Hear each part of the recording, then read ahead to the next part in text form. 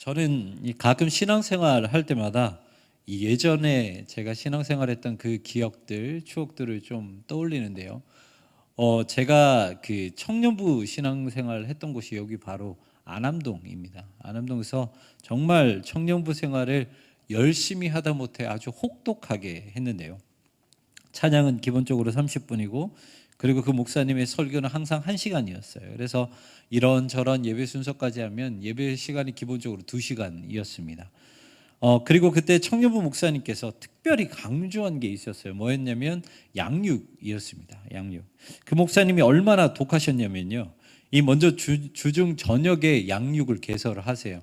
그래서 이제 퇴근하고 그리고 학교 수업 끝나고 와서 양육하자 그렇게 말씀하십니다. 그러면요. 우리는 또 그렇게 이야기해요. 목사님 너무 늦어서 안 될 것 같아요. 그럼 목사님이 그래요. 그래? 그러면 오전에 와. 그러면서 똑같은 양육을 주중 오전에 또 개설을 하십니다. 그러면 또 이렇게 이야기하죠. 목사님 어떻게 오전에 그렇게 해요? 수업도 있고 이제 출근하기 때문에 오전은 절대로 못할 것 같아요. 그러면 또 목사님이 그러세요.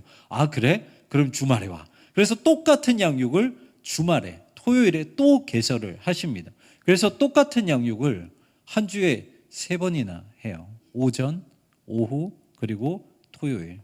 이렇게 절대로 핑계대지 못하게 만드셨습니다.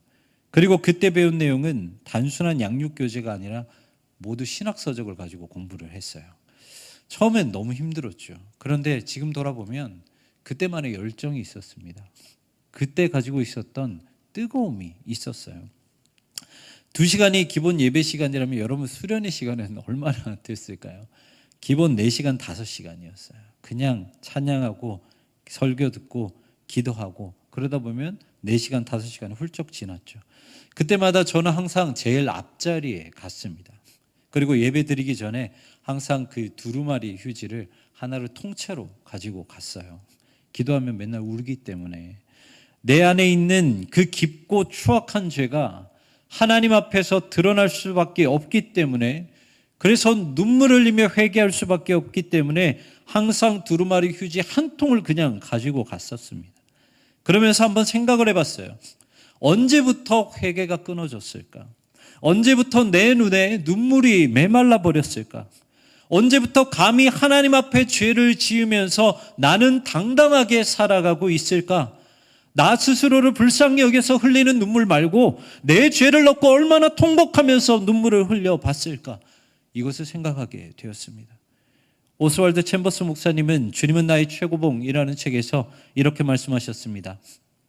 성령의 가책은 언제나 잔잔하고 조용한 음성으로 오는 작은 소리이기에 오직 깨어있는 성도들만 알아들을 수 있습니다. 성령의 가책은 잠잠하게 들려오기 때문에 영적으로 예민한 성도들만 들을 수 있다는 것입니다. 이것을 반대로 말하면 영적으로 깨어있지 않은 성도는 죄송하지만 성령의 음성을 듣지 못하고 성령의 음성을 듣지 못하면 회개할 수가 없다라는 것이죠. 그렇기 때문에 우리가 드리는 예배가 신령과 진정으로 드리는 예배라면 결코 그 예배는 회개와 눈물이 빠져서는 안 된다는 것입니다. 하나님의 은혜가 임하는데 어떻게 우리의 죄가 드러나지 않고 어떻게 회개하지 않을 수 있겠습니까? 성도와 교회가 본질로 돌아가기 위해서는 반드시 복음과 말씀이 필요합니다. 그래서 지난 2주간 동안 초대교회와 종교개혁에 대해서 말씀을 나눴습니다. 오늘은 평양 대부흥운동에 대해서 말씀을 나누면서 왜 우리의 인생 가운데, 신앙 가운데 회개가 필요한지 말씀을 좀 나누려고 합니다. 평양 대부흥운동은 평양에 있는 장대현 교회를 중심으로 일어난 운동입니다. 1907년 1월 2일부터 15일까지 장대현 교회에서는 신앙 사경회가 열리게 됩니다. 그래서 전국 각지에서 입을 것, 먹을 것, 그리고 덮을 것들 이런 것들을 바리바리 싸서 평양으로 가게 되죠. 요즘에는 비행기가 있고 차도 있고 기차도 있고 이렇게 교통수단이 아주 편리하지만 여러분 이때 당시에 뭐가 있겠습니까? 그냥 말씀 하나 사모하는 그것 때문에 그냥 걸어서 평양까지 갔습니다. 그런데 그때 모인 인원이 너무 많아서요. 남자와 여자를 나누었고 또 그래서 그렇게 해도 너무 많아서 여성들은 무려 4개의 교회로 나눠서 사경회를 진행했습니다. 오전에는 성경 공부, 기도회, 그리고 오후에는 노방전도, 저녁에는 집회 이런 순서로 14일 동안 진행을 했어요. 그리고 저녁 집회는 평균적으로 1,500명이 모였다고 합니다. 이렇게 뜨거운 마음으로 사경에 참여했죠. 그런데 문제는 시간이 아무리 지나도 아무런 반응이 일어나지 않았다라는 거예요. 먼 곳에서 왔는데 말씀만 읽었고 기도만 했고 그리고 전도만 했고 집회만 열심히 했는데 아무런 반응이 일어나지 않는 거예요.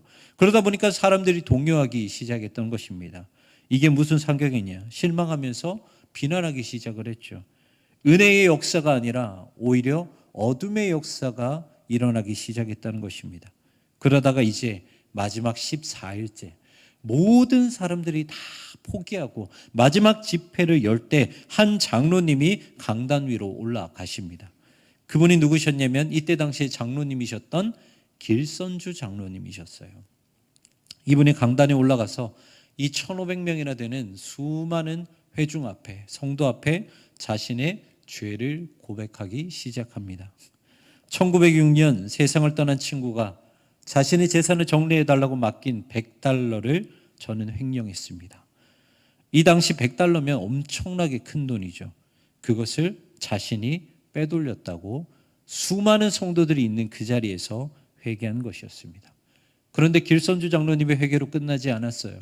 이 장로님의 회개가 끝나자마자 그 뒤로 한 사람 한 사람씩 나와서 자신의 죄를 있는 그대로 고백하기 시작했습니다.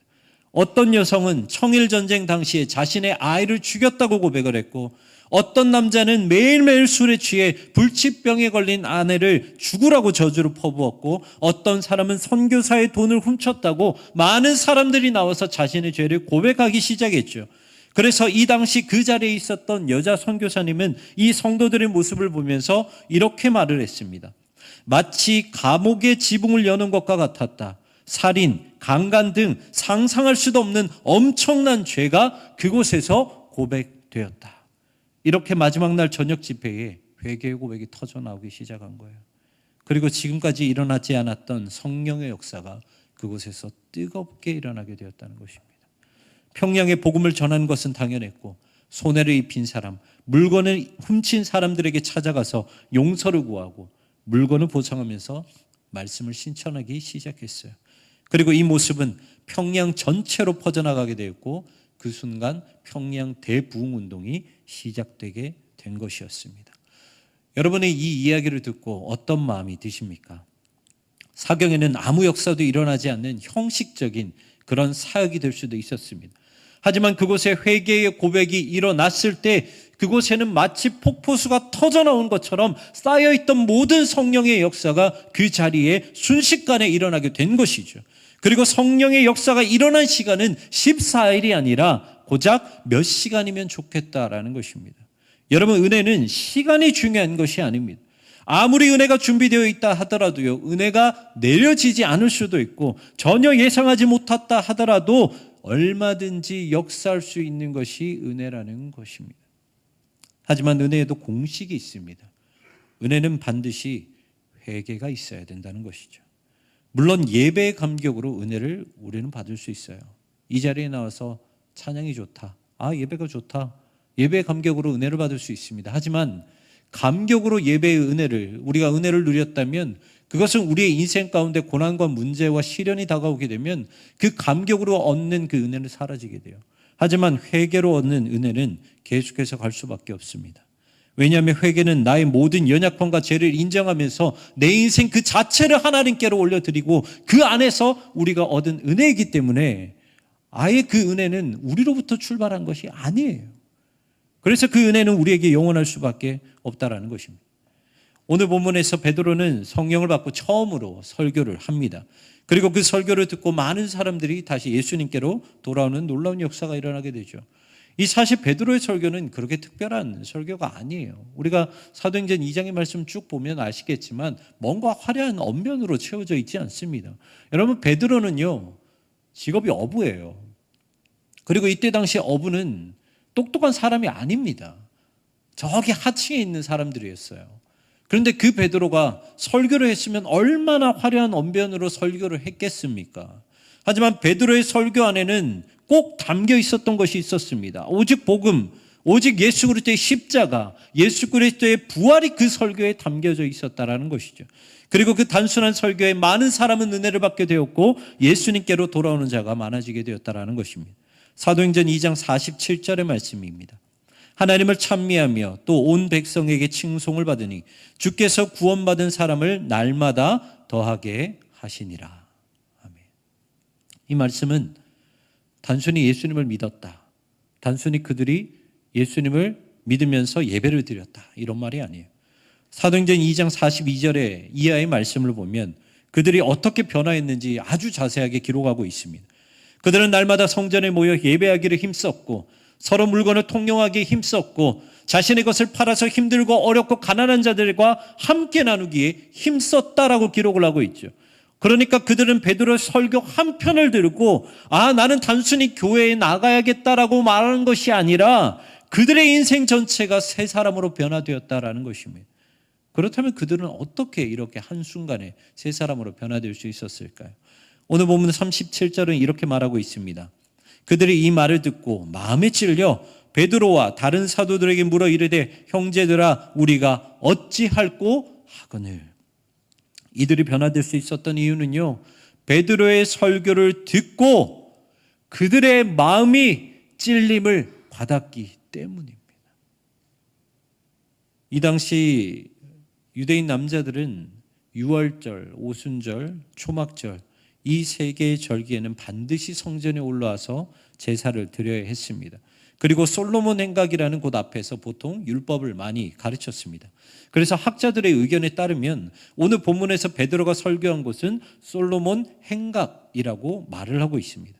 다시 말해 지금 베드로의 설교를 듣고 있는 사람들은요, 이방인들이 아니라 하나님을 믿고 열심히 신앙생활하고 있는 유대인들이었다라는 것이죠. 그런데 그 사람들이 지금 뭐라고 하고 있습니까? 마음의 찔림을 받았다라고 기록을 하고 있습니다. 여러분, 우리가 한번 생각해 보시죠. 하나님의 율법을 아는 자들이 부정한 행동을 했을까요? 하나님을 예배하기 위해 매번 절기를 지키면서 예루살렘 성전에 올라온 그 사람들이 마음대로 죄를 짓고 죄를 짓지 않으려고 노력하지 않았을까요? 그들은요, 하나님을 믿었던 사람이었기 때문에 신앙생활도 열심히 했어요. 죄를 짓지 않으려고 열심히 했던 사람입니다. 그런데 왜 그들은 베드로의 설교 한 편 때문에 마음의 찔림을 받았을까요? 그것은 그들이 단순히 잘못을 깨달았기 때문이 아니라 자신들이 예수 그리스도를 배척했고 자신들이 예수 그리스도를 십자가에 못 박아 죽였기 때문에 마음의 찔림을 받은 것이었습니다. 요한복음 16장 8절은 이렇게 말씀하십니다. 세 번역으로 읽어드립니다. 그가 오시면 죄와 의와 심판에 대하여 세상의 잘못을 깨우치실 것이다. 예수님은 보혜사 성령님에 대해서 이렇게 말씀하십니다. 성령이 너희에게 임하면 너희의 잘못이 무엇인지 깨우치게 해 주실 것이다. 여러분, 성령이 함께하는 사람은요, 죄를 깨달을 수밖에 없어요. 양심에 걸리는 죄, 말씀대로 살지 않고 세상에서 예수님을 등지고 살았던 죄, 성령님은 이 모든 것들을 남김없이 끄집어내셔서 마음의 찔림을 받게 하신다라는 것입니다. 이것은 성경의 내용뿐만 아니라 많은 신학자들도 성령에 대해서 이렇게 말씀하십니다. 성령은 단지 감정을 일으키시는 분 아니라 죄를 드러내고 회개로 이끄는 분이다. 오순절의 그날 회개는 선택이 아니라 피할 수 없는 응답이었다. 그리고 제아의 패커는 성령의 임재는 죄의 실체를 영혼 깊이 깨닫게 한다. 그 깨달음은 단순한 죄책감이 아니라 하나님께 돌아가고자 하는 전인적인 방향 전환을 불러온다. 마틴 로이드 존슨은 성령이 역사하시면 사람은 자신이 어떤 존재인지 보게 된다. 그리고 그 순간 그는 무릎 꿇지 않을 수 없다. 회개는 선택이 아니라 필연이다. 여기서 공통적으로 말하는 것이 무엇입니까? 성령이 임하면 반드시 회개할 수밖에 없다는 것입니다. 오늘 설교의 제목은 은혜의 공식입니다. 여러분, 은혜 받는 것도요, 공식이 있어요. 그 은혜를 받으려면 세 가지가 먼저 일어나야 하는데, 첫 번째는 관심이고요, 그리고 두 번째는 듣는 것이고요, 그리고 세 번째는 회개입니다. 마가의 다락방에 모인 120명의 제자들은 간절히 주님께 기도했어요. 그리고 오순절날 그들이 모인 곳에 성령이 임하게 되죠. 사도행전 2장 4절에 이렇게 기록하고 있습니다. 그들이 다 성령의 충만함을 받고 성령이 말하게 하심을 따라 다른 언어들로 말하기를 시작하니라. 성령의 임재가 있고 나서 이들은 방언의 은사를 받게 됩니다. 그런데 그 뒤에 뭐라고 말씀하고 있냐면요, 그 성령의 역사와 방언의 은사를 받은 것을 지켜본 사람이 있었더라라고 성경은 기록을 하고 있어요. 그 사람들이 누구냐면 사도행전 2장 5절의 말씀을 보면 그때에 경건한 유대인들이 천하 각국으로부터 와서 예루살렘에 머물러 있더니, 이 사람들은요 성령이 임하고 방언하는 것을 다 본 사람들이었어요. 그리고 여기에 나온 사람들이요 누구였냐면 바로 솔로몬 행각 앞에서 베드로에게 설교를 들었던 사람, 다시 말해 마음이 찔린 사람들이었습니다. 그 사람들은 이 성령 오순절 역사를 보면서 궁금해했어요. 관심을 가졌어요. 저 사람들이 기도할 때 임하는 것이 무엇일까? 왜 갑자기 저 사람들은 여러 지역에 방언을 하고 있지? 이 사람들은 이 성령의 오순절 사건, 오순절 성령의 사건에 관심이 있었다라는 것이죠. 여러분, 아무리 큰 은혜도요, 그 은혜에 관심이 없으면 은혜 받지 못해요.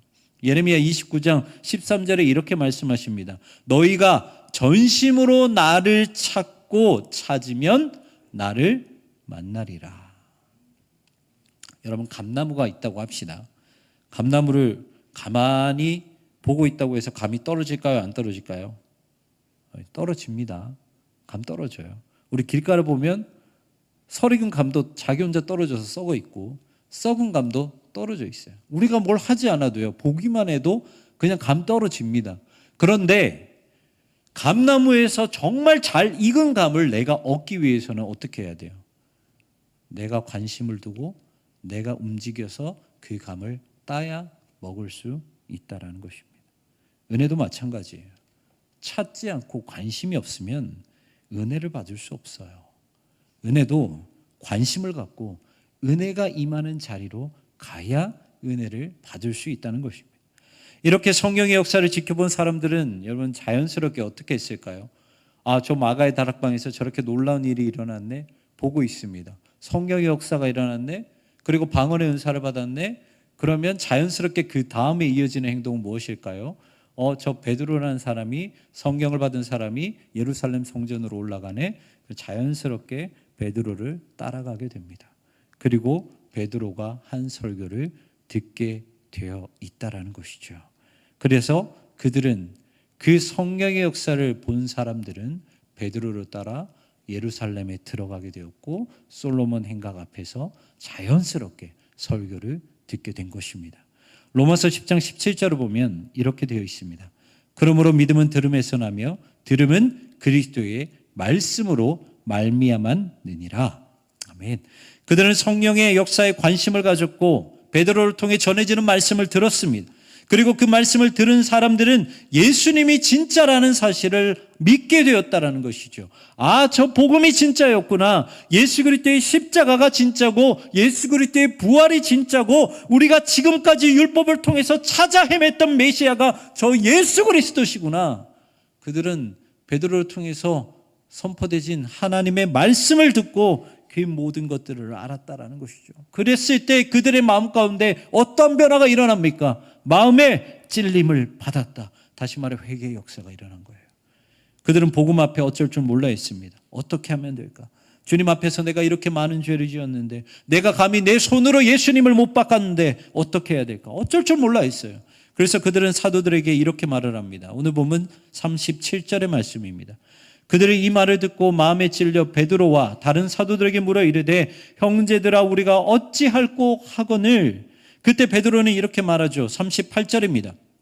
베드로가 이르되 너희가 회개하여 각각 예수 그리스도의 이름으로 세례를 받고 죄 사함을 받으라. 그리하면 성령의 선물을 받으리니.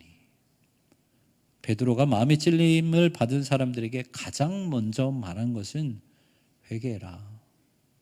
마음의 찔림으로 그치지 말고 주님 앞에서 회개해라.